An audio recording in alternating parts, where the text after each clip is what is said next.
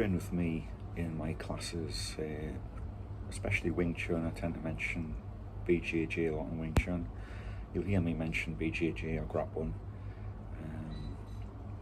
I think the relevance is that I find that BJJ principles and the reality of what happens in grappling and Jiu-Jitsu applies to all martial arts.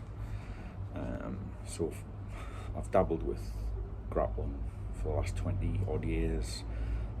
I'm no way an expert, but luckily I've had a chance to experience like several very accomplished grapplers or black belts, and always found them to be phenomenal.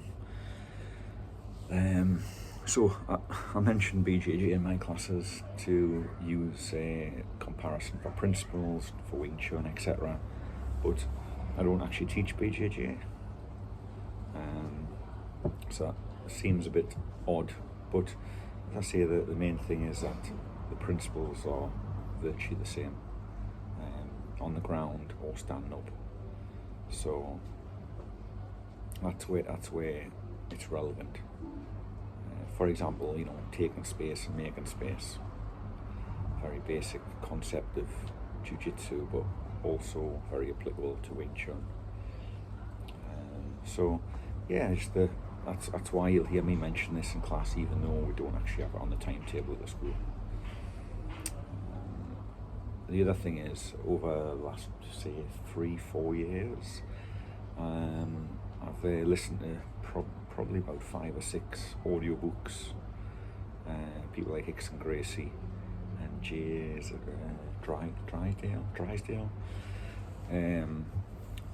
Very informative audiobooks or physical books, if you want to go down that route, on the history and the thinking and the mindset of Jiu-Jitsu, especially the Gracie family.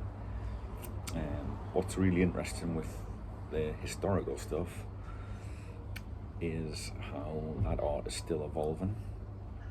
So when you look at the first generation, Carlos and people like that, Helio and Carlos, and then you look at the second generation, then the current kind of third, fourth generation, so I assume the art's changed significantly. So it's evolving, it evolved with MMA, it's evolved with just the number of people doing Jiu-Jitsu. I think, with having thousands and thousands of people doing it, you're naturally going to come up with new ways of getting the positions, new ways of getting out of positions.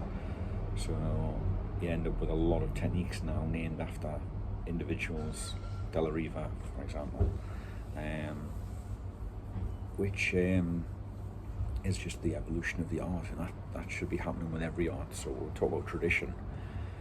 Tradition's one thing, but part of the tradition is to evolve and to make it functional in the current generation. So yeah, a lot of good takeaways from Jiu-Jitsu, and I would highly recommend reading some of the books out there, especially the ones like the biographies, autobiographies, and the historical ones. Always found them very meaningful for Kung Fu as well as other martial arts. So I think everyone should pick a few of the books up.